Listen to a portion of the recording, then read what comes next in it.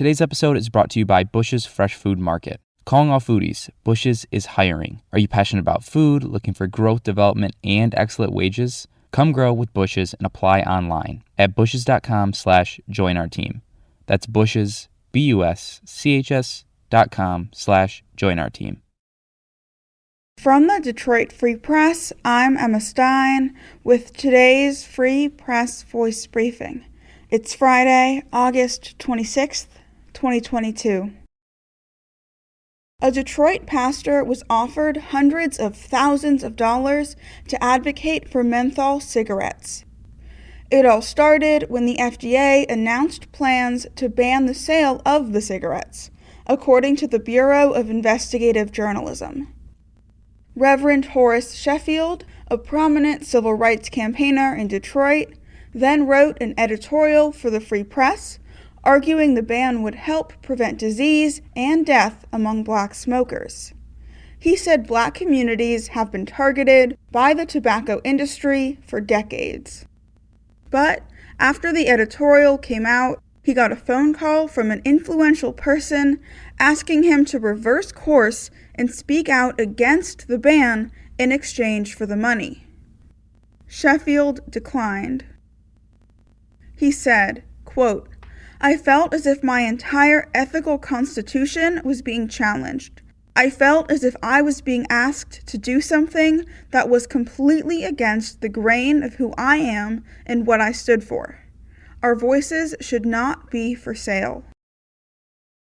For the Detroit Free Press, I'm Kristen Shamus. New documents released Wednesday show that a Henry Ford cardiologist collaborated with Trump White House officials in 2020 to put pressure on the U.S. Food and Drug Administration. They wanted the FDA to reauthorize hydroxychloroquine for use in COVID-19 patients, even after the drug was shown to be ineffective in treating coronavirus and might cause dangerous heart arrhythmias. The documents, which include 100 newly released email messages, were made public Wednesday, along with a report from the House Select Subcommittee on the Coronavirus Crisis. The subcommittee is investigating federal response to the pandemic. The emails also show that Dr. William O'Neill tried to secure millions of dollars in federal funding through his Trump administration allies to help pay for a Henry Ford research study into the use of hydroxychloroquine to prevent COVID-19 in medical workers and first responders. Henry Ford Health told the Free Press it would review the allegations in the report, including those made about individual physicians, and will, quote, take appropriate action. A medieval-style castle is for sale in Oakland Township. The Gothic-style home, known as the LeBlanc Castle, is gated with iron fencing around the entire perimeter. The building itself is 60 feet tall. Visitors must cross a drawbridge, yes, a drawbridge, to get over the moat and enter the castle. Once you're inside, there's a surprise around every corner, including escape rooms, a spiral staircase, hidden passageways between walls, and even a trap door to a dungeon. The sprawling 6-acre private fortress is listed at $2.5 million.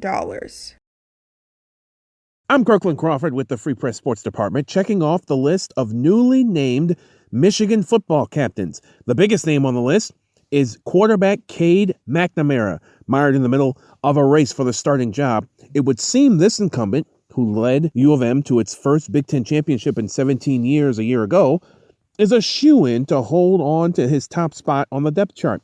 Thursday's announcement that his teammates deem him one of the leaders of the group is perhaps all the rubber stamping you need.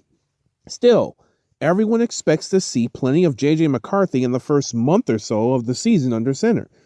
Just how much remains to be seen. The other Michigan captains are defensive lineman Mozzie Smith, wide receivers Ronnie Bell and Mike Sanderstill, who's actually going to play some defensive back this year too, and tight end Eric All. The Wolverines open the season next Saturday at home against Colorado State.